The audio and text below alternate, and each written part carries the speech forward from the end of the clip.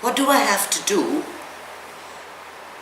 in order to influence other people? Make them believe what I believe.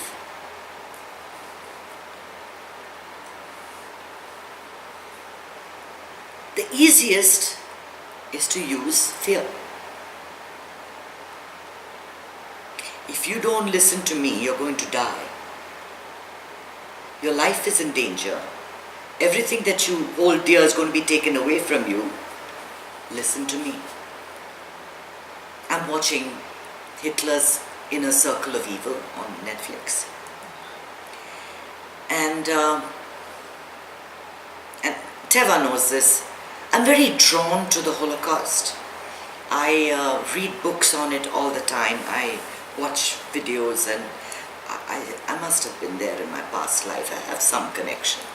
That's why my group is called Hamsa Meditation. There is some connection. But I was surprised to learn. I mean, I have read about it before, but watching this made me understand a lot of things. In 1928, Hitler got 3% of the popular vote. 3%. Then he was blessed because in 1929 the stock market crashed on Wall Street, Great Depression. And what happened? America called back its loans from Germany. Now Germany is reeling after a very humiliating defeat in the First World War. And what is Hitler's slogan? Make Germany great again. Believe it or not, this is his slogan. Make Germany great again. So what does he do? He puts the fear of livelihood, of survival into the German people. Once you do that, even if your agenda is pure evil, they don't want to see it. It's my survival. I will do whatever it takes. I will support you if it means that I'm going to get meat on the table or bread on the table or take care of my children or live for another generation. I will do it. And what happens in the next election? He gets 100 seats. Gets 100 seats. And then how does he influence the German people? He tells them that all your money is being taken away by the Jewish people. If they went away, you'd be fine. So, in the back of their minds, they're buying into this, they're being influenced by this. They may not sit well with them, but as long as they don't know what's happening, as long as they just keep quiet, keep their eyes closed, it doesn't matter. It doesn't matter. People buy into an agenda because it's I, me, and my survival. How am I going to live? What's going to happen to me? Where are my jobs? Are those Mexicans taking my jobs? They will be against immigrants coming in, even though they are not willing to do those jobs. It's the thought. It's the thought, and someone to blame for your miserable life. Fear always rises passions and can get people's attention.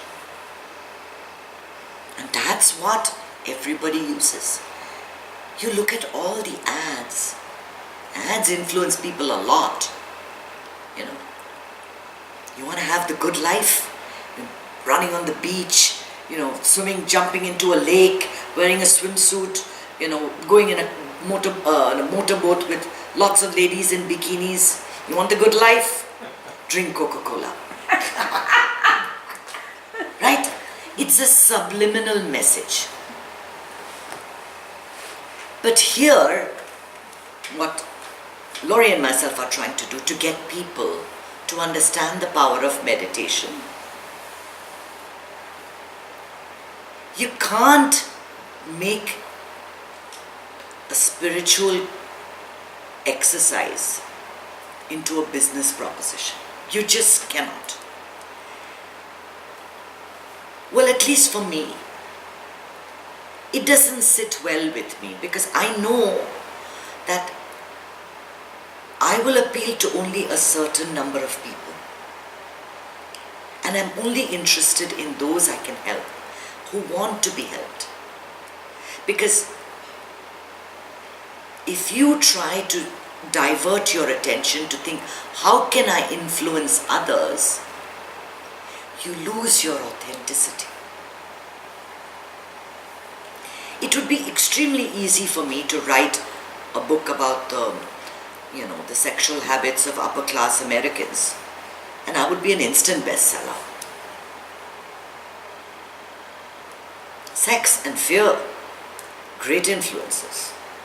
People pay attention to that. But is that who I'm trying to reach? When I started my YouTube videos, I decided to look at a video to see how to increase your membership. And there was this 16-year-old girl doing a video about putting on lipstick, and she had 4 million followers.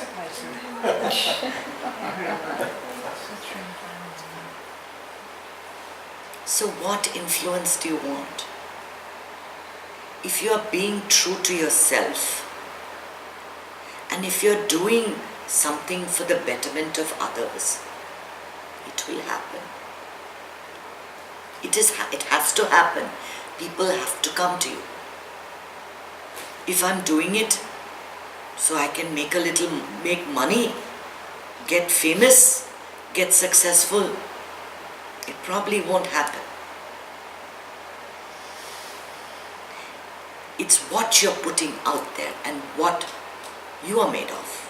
Now there are people that push things for business, as a business, even spirituality. But like the Great Depression, the forces of the universe have to align at that time. And there's a huge rise to fame, and popularity. And that's great for them. That's wonderful for them. But many people cannot handle that popularity.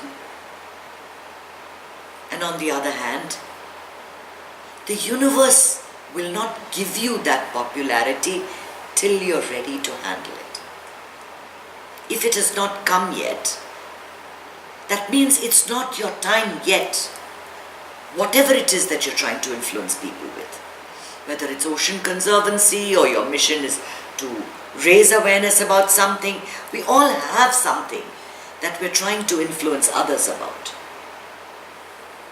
And what often ends up happening is that in a group, you tend to say something, but if there's somebody else in the room who has an opposite view, it can become quite unpleasant. For many years, I walked around with my head in the clouds trying to make everybody I knew meditate. And they would all laugh at me. You're so weird. And it was very hurtful, at the time. Here I am, it's like you see a good movie. You always tell your friends about it, right? Here I'm really enjoying this whole process. I'm changing so much. I want you to do it too. Especially your family. And you know they need it. You know it. But you cannot reach them. Why? Until the time is right, it's not going to happen. The people are not going to come to you till they're ready for it. Until you're ready for it. There has to be that worthiness on both sides.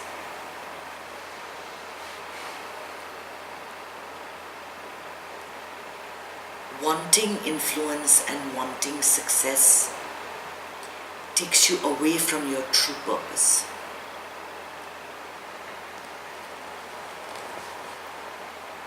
Your true purpose doesn't have to be something fantastic. It can be something extremely small. Many people in past life regressions have found that even though they were developed souls, they took births in different areas to create a little small influence around them. It wasn't something earth-shattering or that comes on the headlines, but it was a purpose. We all have that. We all have within us a purpose for this birth. And we have to find that. And we can't be bothered or controlled by the reaction of the public or what other people think. Your rise to fame can happen like that. One person can like the product you make. I remember seeing a house in Newport, and he sold safety pins. Safety pins. What a house in Newport, Rhode Island. One great idea, a safety pin. Make it.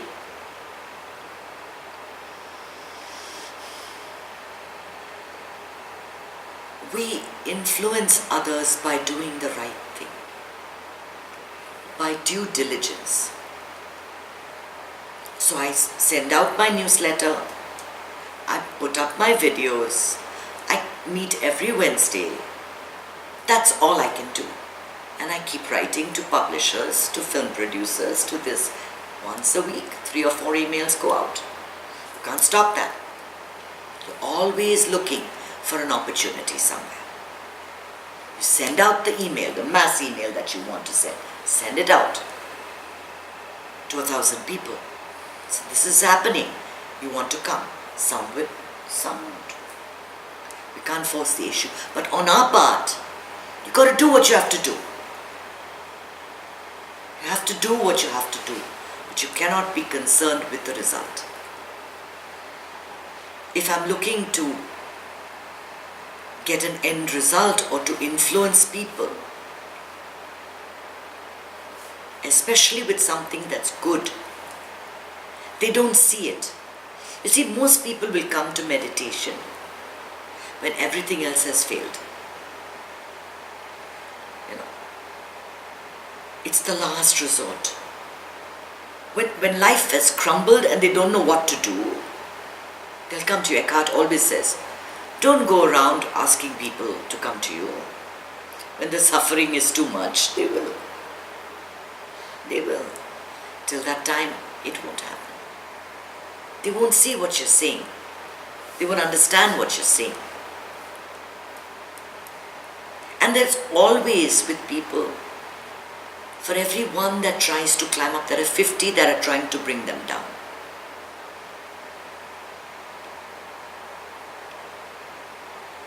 There was another mini-series I watched on Netflix recently about Osho, and I quote Osho a lot.